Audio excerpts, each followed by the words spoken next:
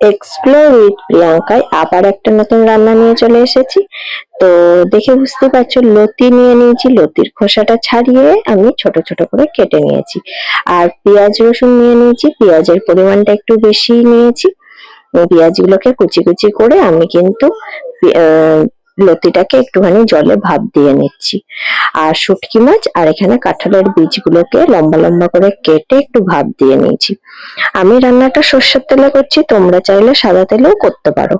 আমি পেঁয়াজ রসুনটাকে প্রথমে রসুনগুলোকে আমি থেতো করে দিয়ে দিয়েছি তেলের মধ্যে, একটু লাল লাল হওয়ার পরে পেঁয়াজ দিয়ে দিলাম। নুন হলুদ দিয়ে একটু নাড়াচাড়া করে নিচ্ছি। এরপরে একটু একটু পরে আমি শুটকি মাছটা দিয়ে দিচ্ছি। আজকে জানো কি বার ছিল? আমি যেদিন রান্নাটা করেছিলাম না, সেদিন ছিল ইস্ট বেঙ্গলের জন্মদিন। তো আমি শুটকি মাছটা রান্না করতে করতে ভাবছিলাম যে ভালো দিনেই আমি রান্নাটা করছি। তো তারপরে আমি কাঁঠালের বীজগুলোকেও দিয়ে দিলাম। তারপর একটু লঙ্কা গুঁড়ো দিয়ে আমি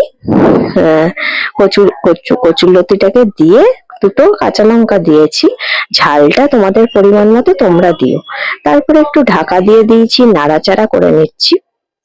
এরপর কিন্তু দেখো, মোটামুটি রান্নাটা আমার কিন্তু কমপ্লিটই হয়ে গেছে। দেখো, রান্না কিন্তু কমপ্লিট।